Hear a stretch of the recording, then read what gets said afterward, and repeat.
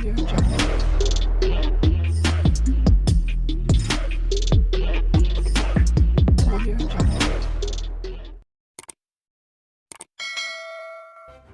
kasih karena memilih channel ini. Sebelum kita mulakan video ini, sila pertimbangkan untuk menekan butang like, share, dan subscribe, dan aktifkan butang lonceng Anda agar Anda sentiasa mendapat info-info percuma pada setiap hari dari channel kami. Dan tinggalkan komen Anda karena komen Anda amatlah dihargai.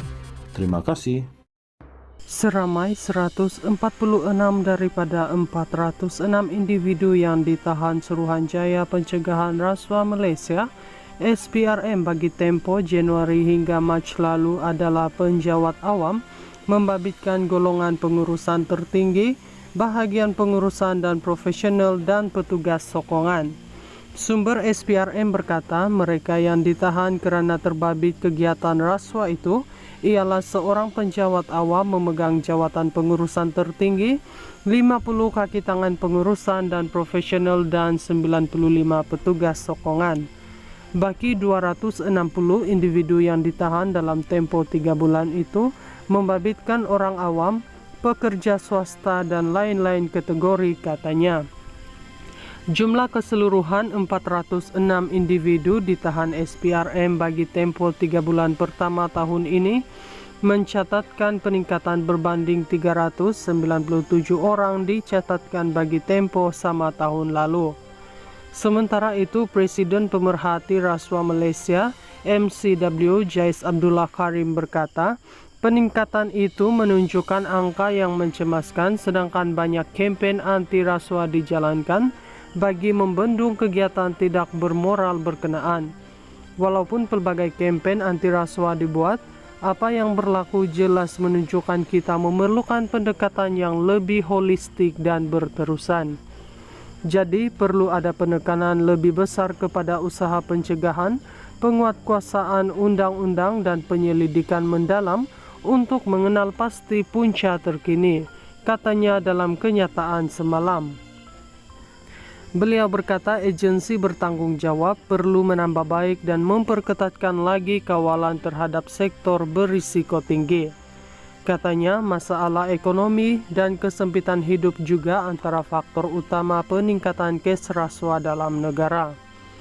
Selain itu, kelemahan kepimpinan dan penyampaian dalam jentera atau agensi kerajaan dilihat kurang berkesan, mengakibatkan kejatuhan moral serta integriti dalam kalangan penjawat awam. Jadi keseluruhan sistem pentadbiran kerajaan perlu dikaji semula, terutama membabitkan prosedur operasi standard SOP yang dilihat mampu memberi ruang dan peluang berlakunya rasuah.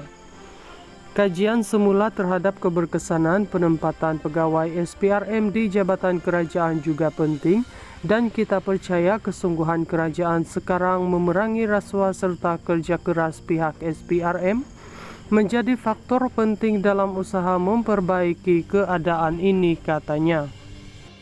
Seramai 146 daripada 406 individu yang ditahan Suruhanjaya Pencegahan Rasuah Malaysia SPRM bagi tempoh Januari hingga Mac lalu adalah penjawat awam, membabitkan golongan pengurusan tertinggi, bahagian pengurusan dan profesional dan petugas sokongan.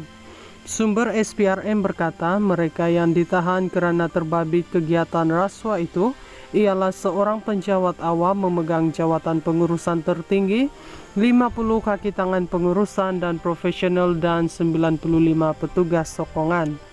Bagi 260 individu yang ditahan dalam tempoh 3 bulan itu membabitkan orang awam, pekerja swasta dan lain-lain kategori, katanya.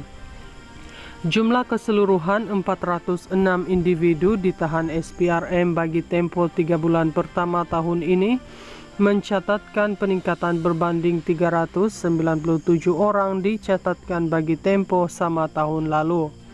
Sementara itu, Presiden Pemerhati Rasuah Malaysia MCW Jais Abdullah Karim berkata, peningkatan itu menunjukkan angka yang mencemaskan sedangkan banyak kempen anti rasuah dijalankan bagi membendung kegiatan tidak bermoral berkenaan. Walaupun pelbagai kempen anti rasuah dibuat, Apa yang berlaku jelas menunjukkan kita memerlukan pendekatan yang lebih holistik dan berterusan. Jadi perlu ada penekanan lebih besar kepada usaha pencegahan, penguatkuasaan undang-undang dan penyelidikan mendalam untuk mengenal pasti punca terkini, katanya dalam kenyataan semalam. Beliau berkata agensi bertanggung jawab perlu menambah baik dan memperketatkan lagi kawalan terhadap sektor berisiko tinggi. Katanya masalah ekonomi dan kesempitan hidup juga antara faktor utama peningkatan kes rasuah dalam negara. Selain itu, kelemahan kepimpinan dan penyampaian dalam jentera atau agensi kerajaan dilihat kurang berkesan, mengakibatkan kejatuhan moral serta integriti dalam kalangan penjawat awam. Jadi keseluruhan sistem pentadbiran kerajaan perlu dikaji semula, terutama membabitkan prosedur operasi standard SOP yang dilihat mampu memberi ruang dan peluang berlakunya rasuah.